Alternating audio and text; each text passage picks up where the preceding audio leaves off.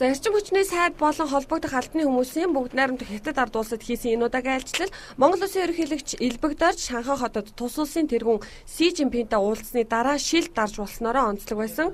За тус улсын эрчим хүчний удирдах газрын дарга Вүү Шиншон манай улсын эрчим хүчний сайд сонин билег хүлээж авахдаа энэ тухай дурдаад цаашид нэгт хамтран ажиллахад бэлэн байгаагаа уламжилсан.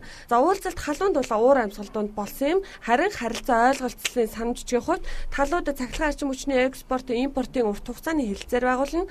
Гашуун сухатын цахилгаан дамжуулах агаарын шугамар дамжуулан импортын цахилгаан эрчим хүчээр хангах. За манай улсын нүүрсний уурхайг түшиглэн цахилгаан станц хамтран байгуулж бүгд найрамдах хятад ард улсад цахилгаан экспортлох асуудлыг идэвхтэй судлаж хэрэгжүүлэх. За тэрчлэн манай улсад цахилгаан станц зориход бүгд найрамдах хятад ард улс хөрөнгө оруулалтаар дэмжих гэх мэт олон амин чухал залтууд тусгагдсан байсан. За энэхүү уулзалт хагас цаг гаруй хугацаанд үргэлжилж өндөрлсөн юм а.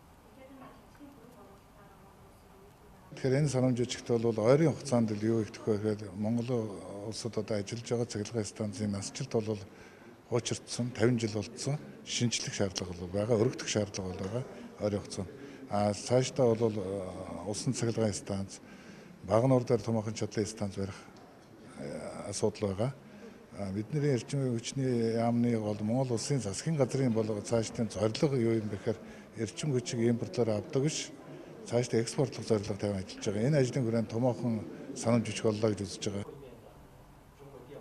За өнгөрсөн жилүүдэд манай улсад эрдэс баялаг эрчим хүчний яам гэж байсан. Тухайд эрдэс баялагтай хит анхаарад эрчим хүчээ орхигдуулсан нь үнэн. Харин шинжлэлийн засгийн газар улс орны хөгжлийн тулгуур эрчим хүчний салбарыг тусад нь яамтай болгож бодлогыг эрчимтэй хэрэгжүүлснээр цаашид салбар хөгжих чиг гарч энэ удаагийн айлчлалаар батлагдлаа.